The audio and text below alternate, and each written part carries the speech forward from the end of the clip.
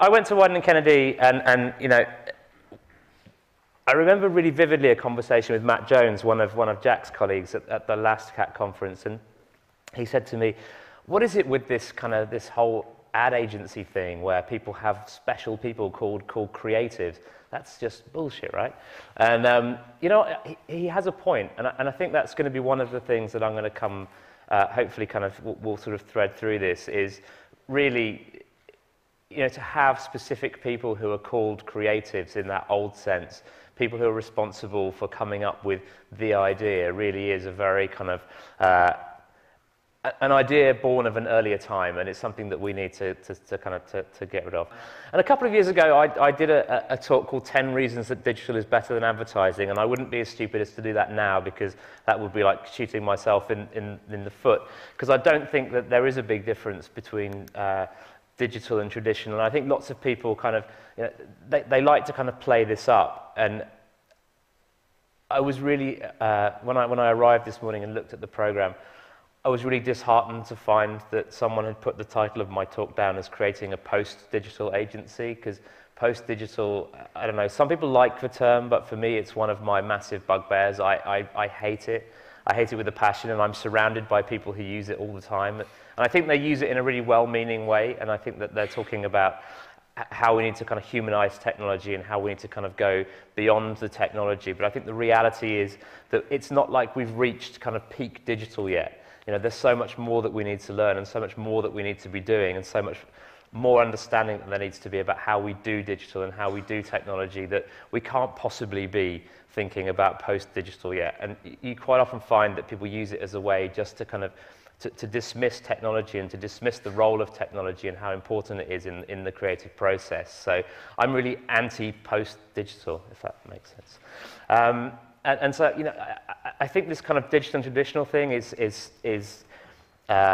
you know, for the ordinary person, they don't know what the difference is, and they don't care. In their everyday lives, it's all just things that they consume. It's experiences, it's content, as Jack was saying. And, you know, it means nothing to them. But the problem is that in the agencies and at client organizations, we're still in a situation where people find doing digital stuff difficult. And I think the reason that is, I had a really interesting conversation, like when I first arrived at Wieden Kennedy, and one of the very senior executive creative directors there said to me, "The problem is that we make really, really tasty donuts." I was like, wow, that's a funny analogy. And he went on to explain it, and it's really stuck with me. He said that, you know, as an organization that makes really tasty donuts, it's really hard to then convince your organization to stop making really tasty donuts, because your clients want tasty donuts. Everyone is in this kind of swing of making tasty donuts. All of a sudden, you decide that you have to do this other thing, which is quite different. It has different processes, different ingredients. It's like you have to still carry on making really tasty donuts and at the same time do this other thing. And I think what that leads people to is that you have to kind of really understand what your products are now and understand what the differences between those two products are and how you go about making them. And I believe that the modern agency effectively has two products, that's stories and software.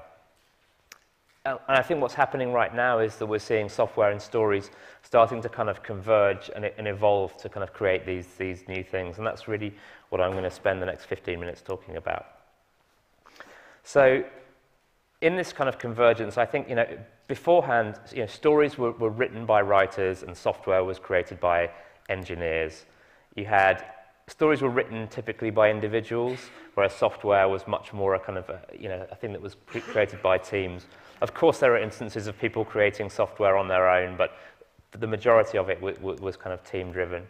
Stories were kind of written you know, they were written, it may have taken a long time to write them, but they were written, and there was, you know, a version of the story was put out, and that was the story, and people didn't go back and kind of, you know, create the Odyssey version 2.13. So, you know, and software has this thing of kind of iterative versions. So these are all things that are quite different. And then again, you know, stories, you do them and you put them out there and it's all done. Whereas software has, you need to test it and you need to go through through revisions. And I've seen some very real examples recently where to kind of bring stories back into advertising tendencies, all right, we've finished it, let's put it out there and let's make loads of noise about it and let's tell everyone that we've got this brilliant thing and puff our chests out and be really... And there's people who have developed the thing that the agency's putting out there going, it's not ready yet, it still needs more testing, we don't know that it quite works yet. And the people from the old world are going, it doesn't matter, just put it out there. And so, again, it's one of those kind of tensions. But I think as we look at it, all of these things are kind of are starting to come together. And you look at some of the things that are going on in Hollywood right now, and they're starting to behave much more like engineers in the way that they create stories. Films go into testing. They do have versions of it. They are written by teams. So I think on the story side, that's definitely happening. And again, software, I think, is starting to use some of the traditional kind of storytelling skills a lot more. And I don't know about sort of, how many of you are from agencies, but this for me is, I love this piece of work, and I'm not taking anything away from this piece of work, but it is the most over-referenced piece of work in the entire history of the internet. And for good reason, but the problem is that it becomes something which people cling onto it so dearly because it does a lot of things that brands want to do. It brings a lot of stuff, it brings a lot of people together, it brings human stories together. I think it kind of looks like the internet looks in some people's brains. So, they feel like this is this perfect embodiment of what everyone should be doing. And, this is just one tiny way of telling stories using software. And amazing as it is, I think we need to kind of, I think we need to move on from this. We need to learn from it. And I think we need to also help to educate people who use this as a reference as to what it actually does and what it actually means. Because I think sometimes they just look at the surface of it and they don't really understand what's going on behind the scenes, which is actually where all the clever stuff happens. I think we need to play more games. And I'm not talking about play in the sense of, lots of people talk about game theory and that sort of thing. I think people just need to actually sit down and play console games. I'm not a huge gamer. I have babies. I don't have time for playing games like that in my life. But I do make time to dip into it every now and again. And I always come out of it absolutely shaken to the core by how incredible those things are, how moving they are, how immersive they are, and how they make me feel more than any film ever could. And I think a lot of people are in denial still that gaming is this kind of niche world and that it isn't something that that's hugely relevant. And so, I urge all of you, even if you don't feel like you have time in your lives, borrow a console from someone, spend a few hours occasionally dipping into some of the kind of big titles, and just really get a sense of this is the kind of storytelling and the kind of level of experiences that young consumers, actually that's like consumers of all ages, are now expecting from us. And I think you'll start to realize that the bar is set incredibly, incredibly high. You, sir, step right up. Saturday, May 29th, Rockstar Games presents, from the director of The Proposition in the Road, John Hillcoat, a short film made from Red Dead Redemption. Moses, you son of a... Whole world has problems, mister. You one of Williamson boys. Watch the world broadcast premiere, Saturday, May 29th at midnight, only on Fox. I don't know how many of you saw this, but so Red Dead Redemption is obviously this incredible game, but they actually made a 30-minute, John Hillcoat made a 30-minute film with the studio using the game engine to actually create the thing, and then they showed it, admittedly it was late night on Fox, but game engines are good enough that real directors can make real films out of them and put them onto real television at a real time that people can watch. This has gone beyond just being something that's sitting on YouTube, and the quality is good enough that you can start to do those things with it, which I think is testament to how far gaming has come.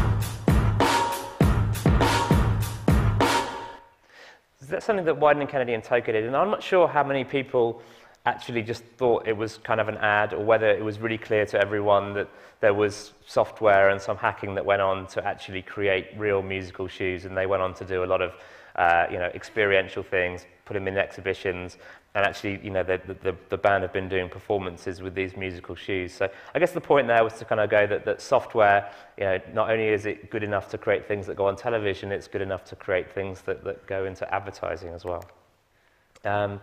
Would you believe it? And this is one of the things where I see the biggest sort of gap potentially between the old world and the new world is you see discussions about what constitutes an idea. So people from the software side of things will look at a script that comes from a traditional creative team and kind of go, what the fuck, that's not an idea. And I have some sympathy with that oftentimes. And then and then traditional creatives will look at a piece of, like an idea for a piece of functionality or a piece of software, and in their world that won't constitute an idea either. And I think people need to understand that ideas can take many different kind of shapes and forms, and they're just different kinds of creativity. And one is not better or worse than the other. They're just different, and I think they have different applications and different uses. And I think this kind of people just need to respect those different types of ideas. I think this is a head made of meat. There's actually instructions behind that link as how to make this. It's on Make magazine if you want to impress guests at a dinner party. I don't know if you can see, but the eyes are made of pickled onions with olives in it. It's quite nice. So this was basically to say that you are what you make, and I think people quite often in traditional advertising have become quite detached from the actual making of as soon as something is outside of the realms of getting to go on a TV shoot, they get quite distant from the actual making of a thing. So they're sort of allowed to have the idea, but they're not. They step away from the making of it, and I think that's totally wrong. I think you have to understand what it takes to make things. Simple. Working together, helping each other, working together. Teamwork, building a castle, helping each other, working together. Teamwork, stacking the red blocks, picking up green blocks, working together. Teamwork, working together, helping each other, working together. Teamwork. So I don't know how many of you have seen Yo Gabba Gabba, but it's a big part of my life right now. And when I had to find something to illustrate collaboration and teamwork, unfortunately, because of the catchy nature of the songs in Yo Gabba Gabba, that was the thing that came into my head. So this is, again, it's a point about collaboration. And I think historically, coming from a digital agency, I'd always been of the opinion that agencies just needed to kind of figure out how to collaborate more. And I still believe that that's true, but I think it's becoming even more difficult now as things start to become more real-time, more complex, and have quicker turnaround times. And I'm going to talk a little bit about the Old Spice thing later, but not too much. And I think one of the things sitting on the ground, being part of that, was to realize that would have really struggled as a piece of work if we'd had to use multiple agencies to do it, because there would have been too many barriers and too many people trying to kind of do things a slightly different way. And it was the fact that there was, one team, all of whom understood exactly what was going on and had the same set of shared interests and shared goals at its heart, that meant that thing was able to work at the speed that it did. So it doesn't mean that collaboration between agencies isn't going to work. It just means that we have to work even harder than we did before if we're going to make it work in this kind of super real time, kind of super live world which social media kind of affords us.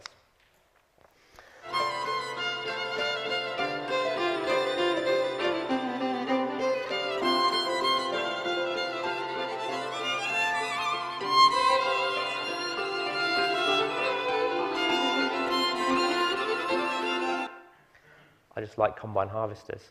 And the point about this is actually, I don't know why I've used the combine harvester, but it's to do with maintenance and to do with the fact that, I think someone a couple of years ago used the term brand gardening, which I really liked. And there is something about just the longevity of campaigns now, and the fact that it's not about spikes of campaigns. And actually, you know, it is a bit like farming, and you can't just go out and you know, do something really, really untoward in the environment and then hope that next year everything's going to be fine again.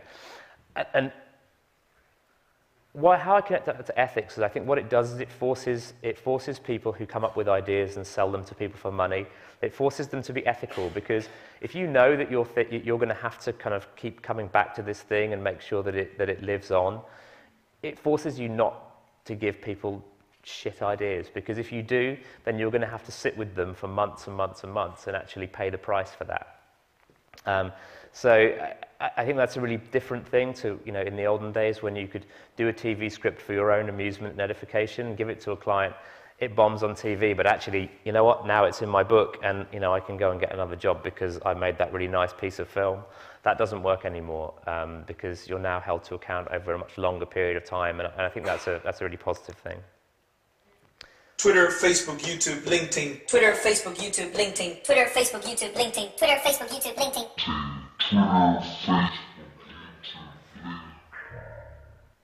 So I hope no one knows this guy. I don't know him. I found his video on YouTube.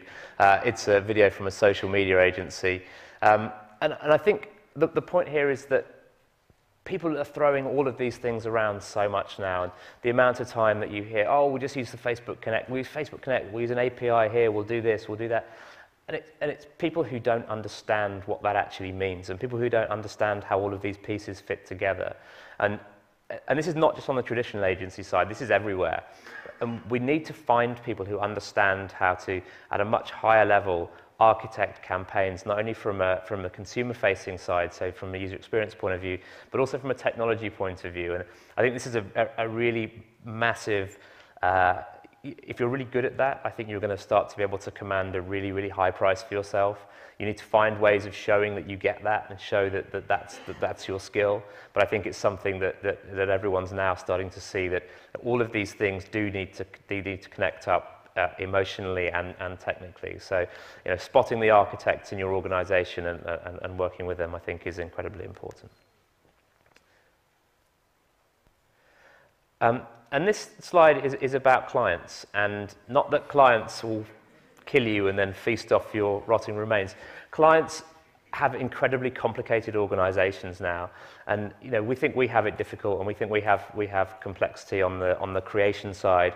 It's equally true on their side. So, you know, the evolved client organization, you know, some of the things that we take to them cross so many departments and actually have so many stakeholders and so many owners that it's really easy to understand why things become difficult to buy, and why it's really hard to sell big, complicated ideas, especially when, you know, we're not sure of our own structures and they're not sure of theirs either. And so obviously mismatches are really easy to find. So, you know, it's not clients' fault. I think they get a hard time, but I think, you know, we're all kind of in this together, and we have to realize that and just be sort of be kind of conscious of it. Okay, go. I'm out of time, so I'm going to hurry through quickly. Yo!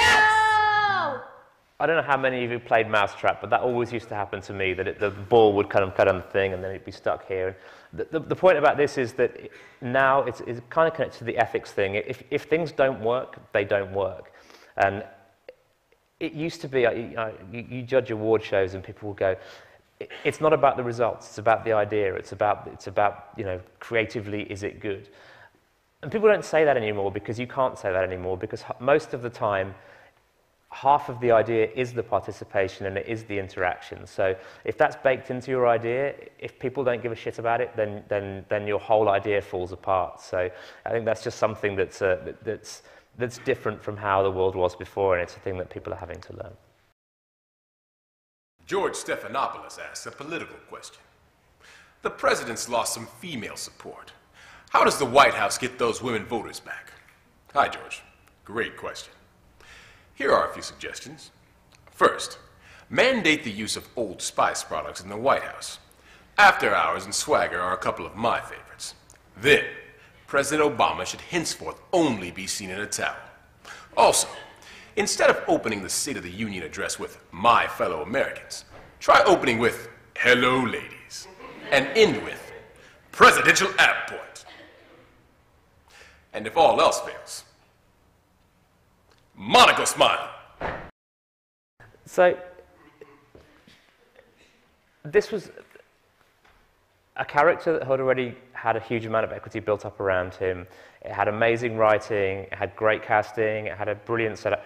But people quite often don't realize that there was software behind this as well. The ability to respond as quickly as we were, had a workflow system that took things from the social web through to writing, through to an auto cue, and then tagged up and back onto YouTube in a super quick time. And without that kind of home-built piece of software, this would have been, it could have still happened, but it would have been much slower and much more clunky. But the real point here is that you don't always have to build the software yourself. You know, we were using Twitter, and we were using Facebook, and we were using YouTube, and we were using kind of fairly basic functionality from within those things, obviously kind of with a slight kind of back-end workflow that we've done ourselves. This is my final slide. This is the most exciting time, I think. I've been in this industry for over 10 more years, and this is the most exciting time I think there's ever been. And I think if people aren't having fun, and I know a lot of people who kind of feel like it's really difficult, I think if you're not having fun, you're just not doing it right. And with that, thank you very much.